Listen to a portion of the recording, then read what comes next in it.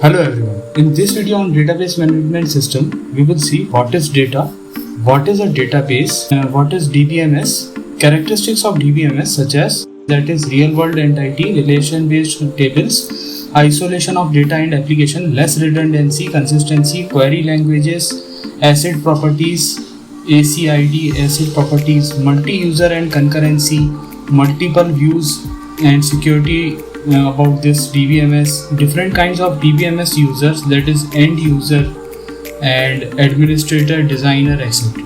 Right? So let's get started with the video.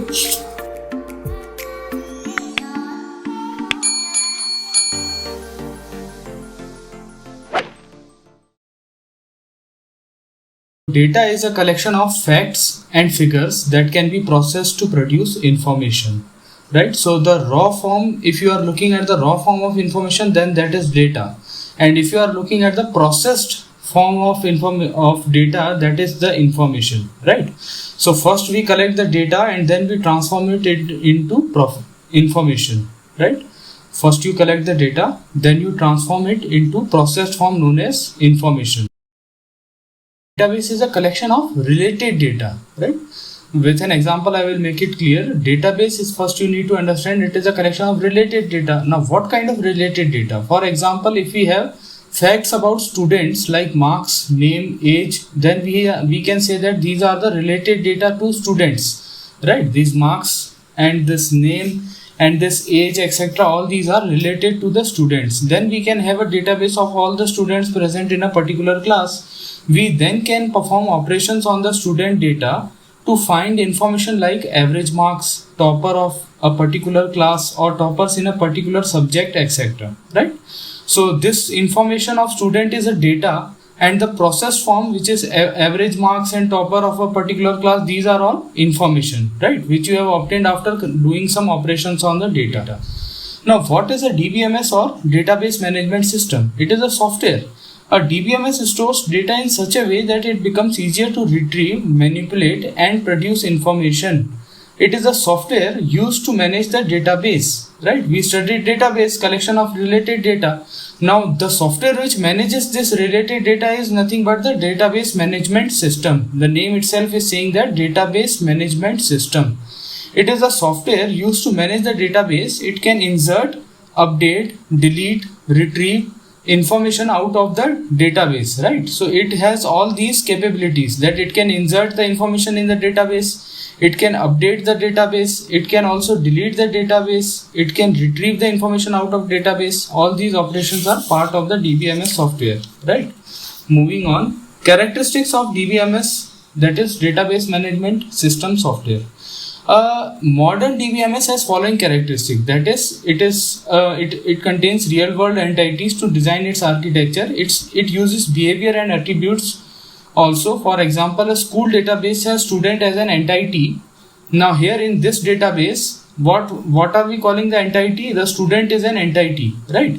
And age is property of an entity, also known as an attribute. Right, so student is an entity in the database, that is, object in the database is a student, and its properties is nothing but the attributes, which is age in this case. Right, so the age of a student is an attribute of the student. DBMS allows entities and relations among them to form tables. Right, so we form tables out of these relations that between entities. Right, isolation of data and application. This is also a characteristic of DBMS, that it isolates the data and its applications. A database system is entirely different than its data. Right, a database is an active entity, whereas data is a passive entity. Data is what? Collection of facts, and these facts are raw facts, so it is a passive entity, whereas this database management system is an active entity, right, on which the database works and organized database and is organized.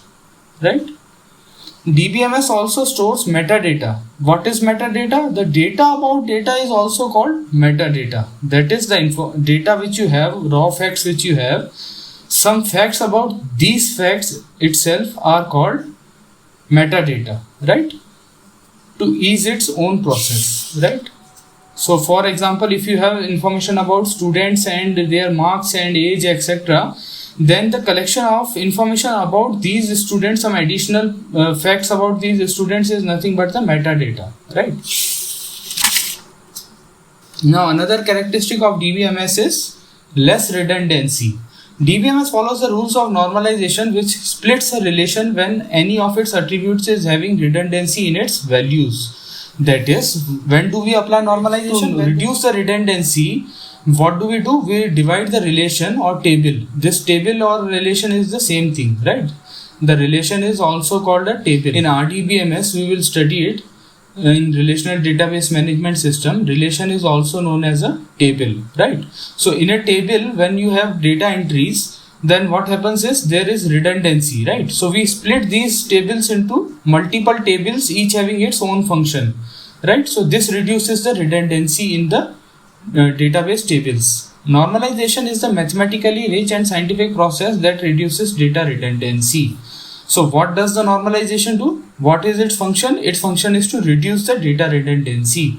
Consistency. This is another property of DBMS, that is, consistency is a state where every relation in a database remains consistent. There exist methods and techniques which can detect attempt of leaving database in inconsistent state. I will give you an example. For example, you have changed your password at one place, right? Now you are signed into an account at multiple places.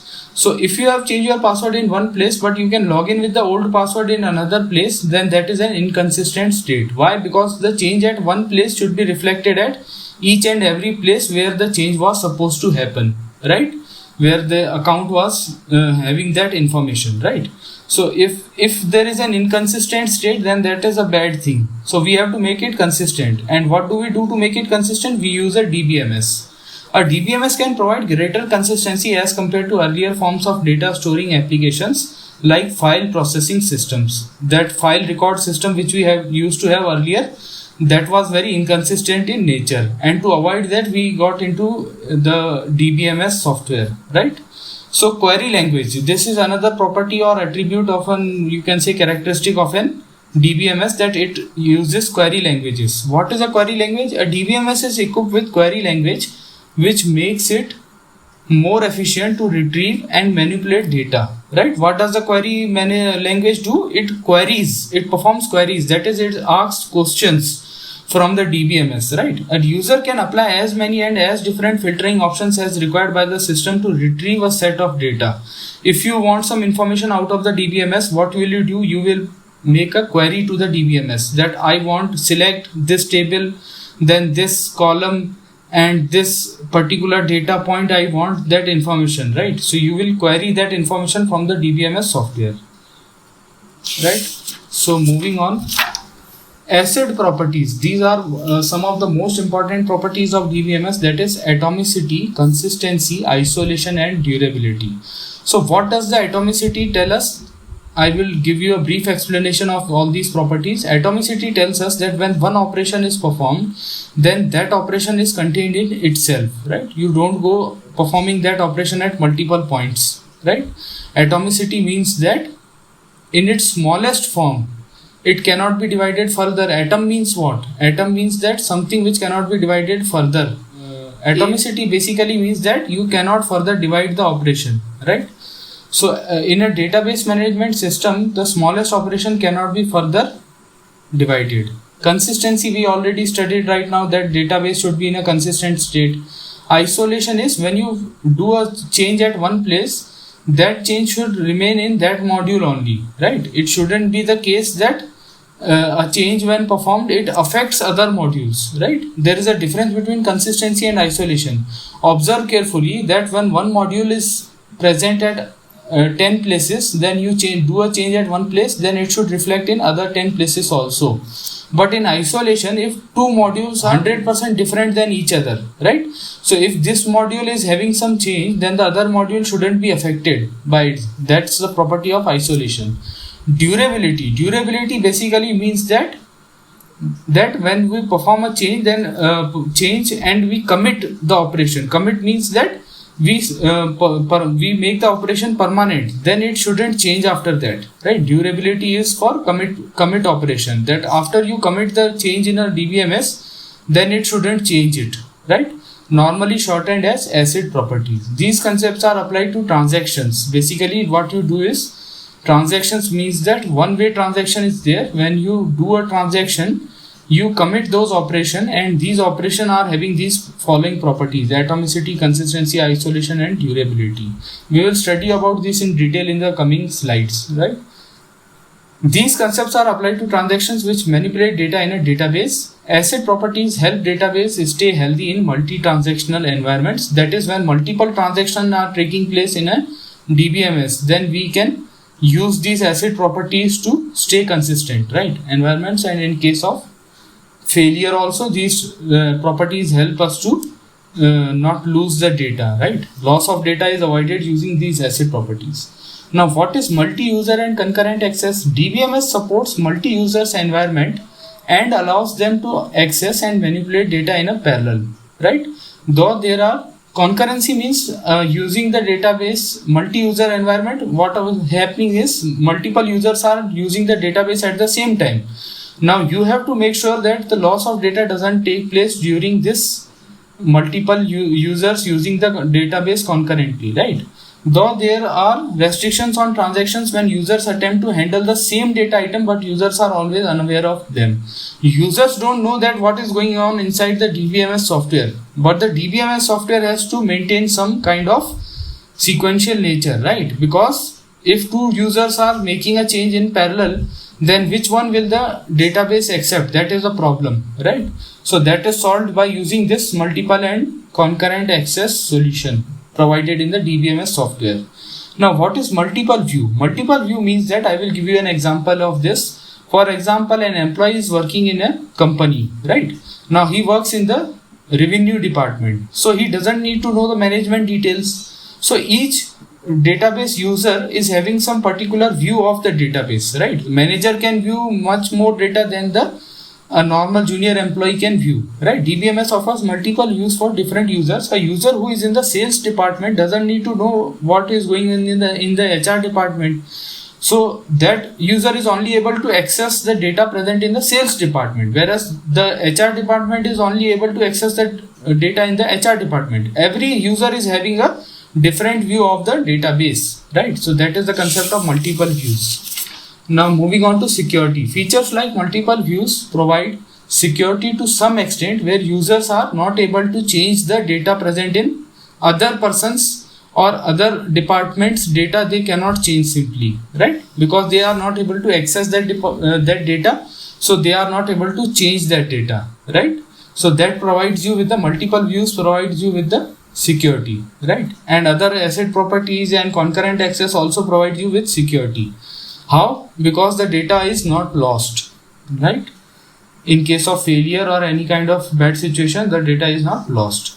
Now users, different types of DBMS users are following. First one is administrator, right?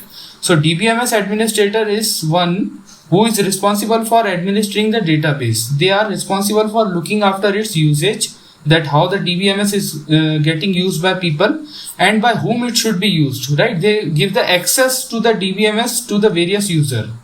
They provide access to the DBMS to various users. They create access profiles for users and apply limitations to maintain isolation and force security. Admins also look after DBMS resources like system license, tools required, and other software and hardware issues and maintenance. These are all the tasks of a DBMS administrator. Another category of user of DBMS is